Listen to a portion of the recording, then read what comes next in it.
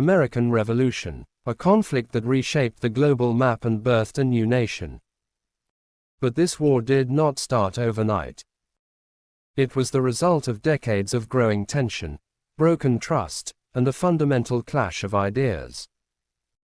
To understand how it began, we have to look back to the mid-18th century. For generations, the 13 American colonies operated with a high degree of independence. They considered themselves loyal British subjects, proud of their connection to the Crown. This relationship changed dramatically after the French and Indian War ended in 1763. Britain emerged victorious, but heavily in debt. The British government, known as Parliament, believed the American colonists should help pay for the war that protected them. Parliament began passing a series of tax acts. The Stamp Act taxed everyday paper items, from legal documents to playing cards. The Townshend Acts taxed imported goods like glass, lead, paint, and tea. The colonists were furious. Their anger was not just about the money. It was about the principle. Because the colonies had no elected representatives in the British Parliament, they believed these taxes violated their rights. This grievance gave rise to the famous rallying cry, "No taxation without representation." Tensions quickly escalated from protests to violence. In 1770, British soldiers fired into an angry mob, killing 5 colonists in an event known as the Boston Massacre. 3 years later, colonists disguised themselves and dumped hundreds of chests of British tea into Boston Harbor. This act of defiance, the Boston Tea Party, pushed both sides to the brink of war. King George III responded with the Coercive Acts, which colonists called the Intolerable Acts, shutting down Boston Harbor and stripping Massachusetts of its self-governance. By 1775, the breaking point arrived.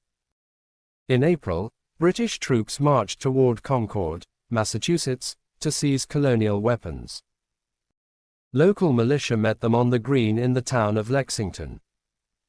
An unknown person fired a shot. It became known as the shot heard round the world. The American Revolutionary War had officially begun.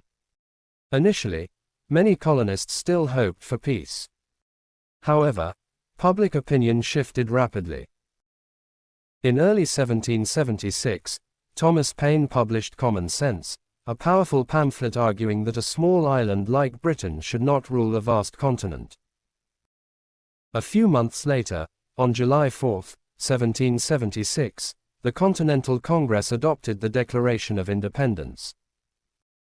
Drafted by Thomas Jefferson, this historic document stated that all people have natural rights to life, liberty, and the pursuit of happiness. Winning independence on paper was one thing, winning it on the battlefield was another. The colonists faced the most powerful military force on earth. General George Washington was appointed to lead the Continental Army. His strategy focused on survival, keeping his army intact, and wearing down British resolve. The turning point came in late 1777 at the Battle of Saratoga. The American victory there proved to European powers that the colonists could actually win. Sensing an opportunity to weaken their British rivals, France officially entered the war as an American ally, providing crucial troops, funds, and naval support. The war dragged on for years, moving from the northern colonies down into the south. The final major showdown occurred in 1781 at Yorktown, Virginia. American and French forces trapped British General Cornwallis against the coast, while the French Navy blocked his escape by sea. Cornwallis surrendered.